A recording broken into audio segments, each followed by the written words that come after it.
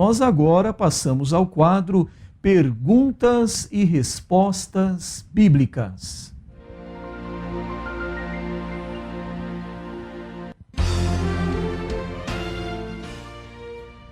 A primeira pergunta de hoje é do nosso ouvinte assíduo, Rodrigo. Ele pergunta ao pastor, ou melhor, pede para o pastor falar a respeito da lei noética, pastor. Em primeiro lugar, nós queremos dizer ao nosso consulente, que também deve ser do conhecimento dele, que as 7 leis noéticas não são constantes da Bíblia.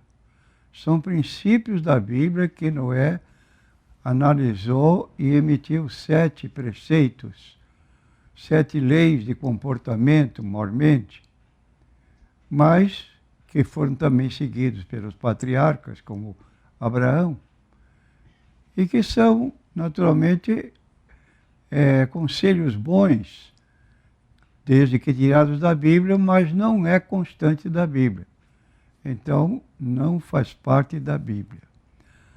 A primeira lei noética reconheça que existe apenas um Deus que é infinito e supremo acima de todas as coisas. Não substitua este ser supremo por ídolos finitos, seja você mesmo ou outros seres. Esta ordem inclui atos como prece, estudo e meditação. Bom, essa primeira lei está de acordo com a Bíblia Sagrada. Segundo preceito da lei noética, respeite o Criador. Por mais frustrado ou furioso que você possa estar, não dê vazão a isto, blasfemando contra seu Criador. Também este princípio, ou esta lei noética, tem base na Bíblia Sagrada para obedecermos. Terceiro item, respeite a vida humana. Todo ser humano é o mundo inteiro. Salvar uma vida é salvar o mundo inteiro. Destruir uma vida é destruir um mundo inteiro. Ajudar outros a viver é uma ramificação deste princípio. Bom, aqui há um exagero. É uma pessoa que tem responsabilidade diante de Deus, cada qual de nós, e se pudermos salvar uma das pessoas, dos milhões que existem no mundo, seria muito bom, não há dúvida, mas salvar o mundo inteiro não tem cabimento, é um pouco de exagero. Quarta lei, respeite a instituição do casamento. O matrimônio é um ato divino. O casamento de um homem e uma mulher é um reflexo da unicidade de Deus e sua criação.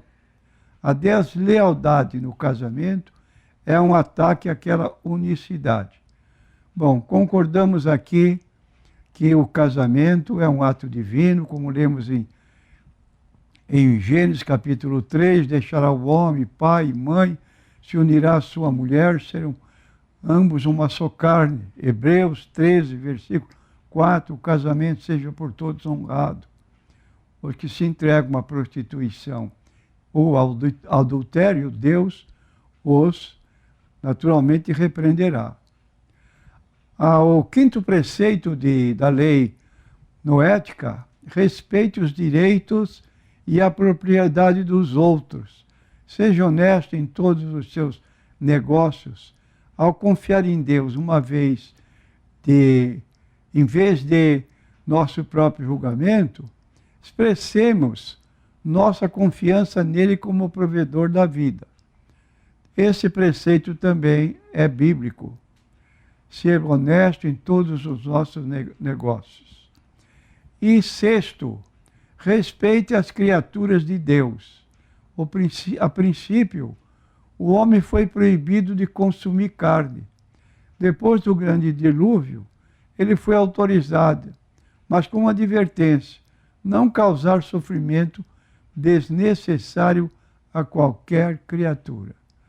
Está correto à luz da Bíblia Sagrada, o que encontramos lá em Gênesis, mas o homem deve respeitar os animais e ter cuidado para não causar sofrimento quando o animal vai ser imolado, porque é a recomendação de Deus. E o sétimo, a lei de Noé é promova a justiça. A justiça é um assunto de Deus, mas recebemos o encargo de fazer as leis necessárias e fazer valer sempre que pudermos. Quando corrigimos os erros da sociedade, estamos agindo como parceiros no ato de sustentar a criação. Então aí está, promova a justiça, é um assunto de Deus, temos a obrigação de fazer leis necessárias para que sejam respeitadas e corrigir os erros da sociedade. De modo que não temos nada a objetar contra estas leis, mas dizemos com clareza aos nossos ouvintes que elas não fazem parte da própria Bíblia Sagrada. Então, essa colocação fica aqui para os nossos ouvintes e vamos à segunda. A próxima pergunta também do ouvinte Rodrigo. Ele pergunta ao pastor quais são os pecados para a morte. O pecado para a morte é uma expressão que aparece em 1 João, capítulo 5, versículo 16. Dependendo da sua gravidade, traz como consequências sofrimentos, morte espiritual, também morte física e até a perdição eterna. São, na verdade, tipos de pecado que levam o seu praticante tanto à morte física prematura, como desobediência deliberada. Nós temos casos de desobediência liderada, a prática do incesto. 1 Coríntios, capítulo 5, versículo 5. O arrependimento de Judas, por exemplo, foi incompleto, posto que envolveu apenas a parte sentimental e possivelmente a intelectual, não resultando em ação, como no caso de Pedro. Pedro arrependeu-se, chorou amargamente, foi perdoado e se tornou ainda um ilustre dirigente da igreja, em uma atividade muito intensa nos dias apostólicos. Agora, já essa colocação de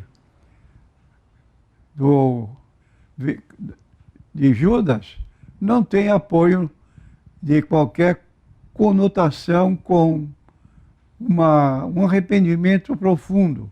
Nos parece a ação de Judas mais ligada à parábola dos dois filhos, que está em Lucas capítulo 15. Um filho saiu de casa, errou e chegou em casa muito arrependido, o pai o aceitou. Já o outro teve outra conotação. Quando seu irmão chegou, ele achou que seu pai não tinha sido honesto com ele, porque enquanto o filho o mais novo gastou a fazenda do pai, ele estava em casa sem ter feito esbanjamento. Então, às vezes, tem essa conotação de agir de modo impróprio, como Judas agiu. E quando ao que diz a palavra de Deus sobre não orar pelos os que pecam para a morte, 1 João 5,17. Então, no versículo 16, ao analisar pecados para a morte, se declara em seguinte que quando tomamos conhecimento de alguém que cometeu um pecado para a morte, não vamos orar por ele. É recomendação da Bíblia Sagrada. Isso não quer dizer que não devamos interceder por essas pessoas, pois o crente deve orar até pelos seus inimigos, mas somente que não haverá certeza de uma resposta. Isso porque o Senhor respeita o livre-arbítrio. E os pecados que levam os crentes a se esfriar espiritualmente até morrer e assim, como apóstatas, perderão a sua salvação. Então nós temos não perdoar os pecados que as outras pessoas fazem contra você. Nós temos na Bíblia recomendações para haver esse perdão, por exemplo, a oração do Pai Nosso.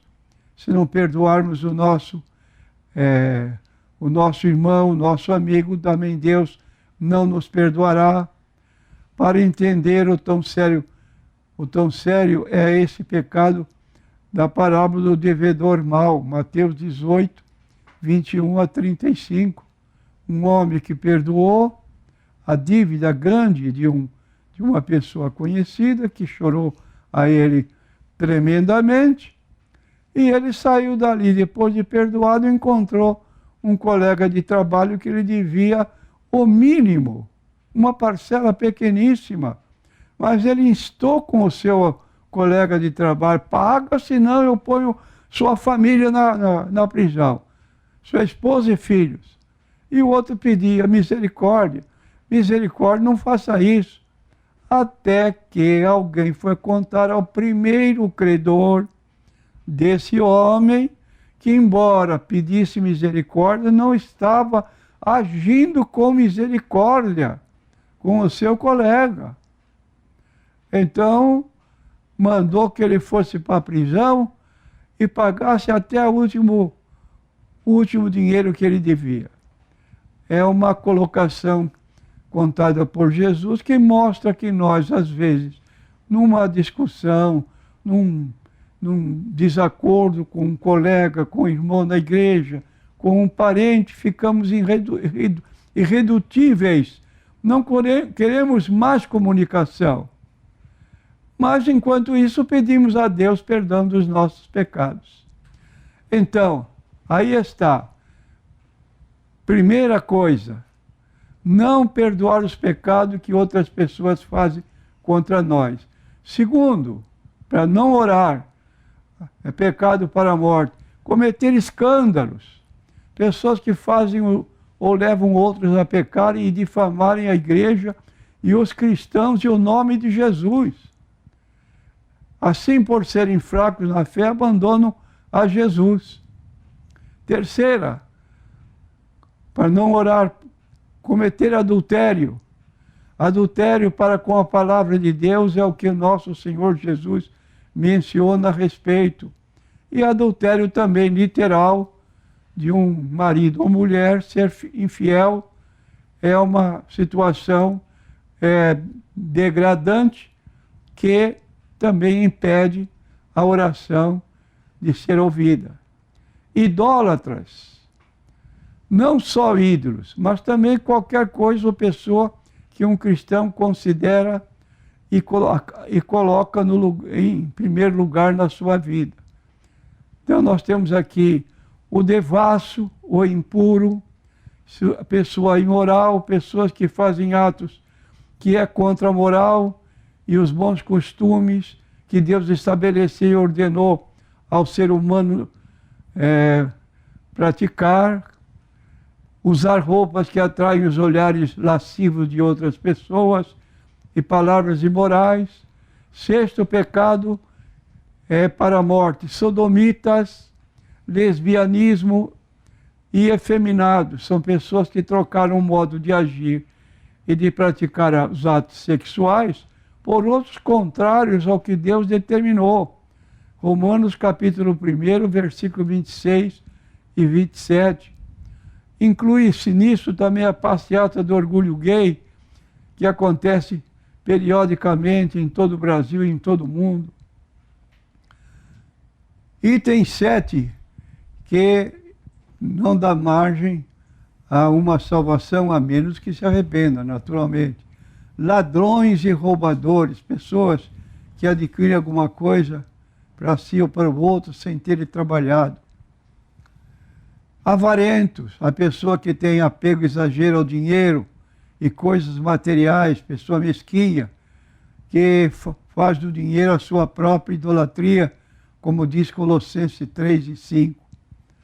Então nós temos aqui uma série de pecados que foram alinhados, que estão dentro desse princípio estabelecido por 1 João capítulo 5, versículo 16 e 17. Eu não vou dizer aqui que uma pessoa que pecou qualquer desses pecados, que não encontra o arrependimento da parte, não encontra o favor de Deus diante do seu arrependimento e abandono da sua prática imprópria, desonesta, fora. Mas ele precisa ter um arrependimento profundo e abandonar sua prática enquanto tem vida. Então, sempre há recurso no sangue do Senhor Jesus Cristo. Ainda que os vossos pecados sejam como a escarlata, se tornarão brancos como a neve, se forem vermelhos como o carmesim, se tornarão como a branca lã. Isso é o perdão de Deus, de Isaías 1,18, dando margem para que a pessoa possa arrepender-se e mudar de vida. Mas se viver toda a vida nessa impiedade e vir a falecer com esses pecados em vida, não tem jeito. Continuando ainda a pergunta do Rodrigo, ele encerra perguntando ao pastor: qualquer pecado pode levar ao inferno, pastor? Quando um pecado aí está escrito, pecado que é para a morte, pode ocorrer a morte física e concomitantemente também a morte espiritual, se é uma pessoa que morre fisicamente está vivendo em pecado. Se ela está vivendo em pecado, ela não tem outra alternativa senão ir para o inferno, como diz a Bíblia Sagrada. Então é preciso que tenhamos cuidado nesse particular, porque precisa muito temor de Deus na vida da pessoa para que ela possa então encontrar a salvação, abandonando seu erro. E aqui essa pergunta então: todo pecado? Não todo pecado, mas pecados para a morte, como já temos ouvido. Da forma que existem pecados para a morte física, também os há que implicam na morte espiritual definitiva, que indica viver por toda a eternidade nesse lugar conhecido de nós todos, que é o inferno, e que foi mencionado por Jesus em Mateus 25, 41. Ele porá pessoas à sua esquerda no dia de juízo. Então dirá também aos que estiverem à sua esquerda: apartai-vos de mim, malditos, para o fogo eterno preparado para o diabo e seus anjos. E esses que pecaram não se arrependeram e morreram nesse estado de impiedade. A próxima pergunta é NQI Mulher. Ela pergunta ao pastor qual é o significado da quaresma, quando inicia e quando termina. O que o cristão deve fazer nesse período? Ler salmos? A quaresma é um período de jejum, moderação e autonegação tradicionalmente observado pelos católicos e algumas denominações protestantes. Ela começa com a quarta-feira de cinzas e termina com o domingo da Páscoa. A duração do jejum da quaresma foi estabelecida no século IV como sendo de 46 dias, 40 dias não contando os domingos. Durante a quaresma, os participantes comem com moderação ou abrem mão de um determinado alimento ou hábito. Alguns deixam de fumar, outros deixam de beber nesse período, outro alimento que é impróprio para a própria pessoa. Então não é incomum que as pessoas deixem de fumar, repetindo, durante a quaresma. Por exemplo, há pessoas que fazem promessa durante esses dias de desligar a televisão em casa, param de comer doce, deixam de mentir. Então são 6 semanas de autodisciplina. É interessante essa colocação, mas diante de Deus seria melhor que a pessoa vivesse permanentemente como reconhece que as suas práticas estão desonrando a Deus. Isso que seria importante, e isso se dá pelo novo nascimento, quando a pessoa aceita Cristo verdadeiramente no seu coração, ela começa a viver de uma forma não contrária à Bíblia Sagrada, mas disciplinada pela Bíblia Sagrada. Então a quaresma começou com uma forma dos católicos se lembrarem do valor do arrependimento. A austeridade da quaresma era vista como semelhante a como as pessoas no Antigo Testamento, ao se arrependerem em sacos e cinzas, expressões que nós encontramos. Por exemplo, Esther, mesmo sendo uma rainha, estava escrito no capítulo 4 do seu livro, 1-3, que ela fez um jejum absoluto em favor do povo de Israel. Jeremias, capítulo 6, versículo 26. Daniel, capítulo 9, versículo 3. Então, isso era costume nos tempos antigos, os homens ou mulheres de Deus se arrependerem em sacos e cinzas e assim fazerem um tipo de penitência. Contudo, através dos séculos, valores muito mais sacramentais foram se desenvolvendo. Muitos católicos acreditam que deixar de fazer algo na quaresma seja uma maneira de ganhar a bênção de Deus. Outros fazem diferente, como já notamos. E a Bíblia ensina que a graça não pode ser alcançada por nossos esforços. Como diz o Paulo em Efésios capítulo 2, versículo 8 e 9.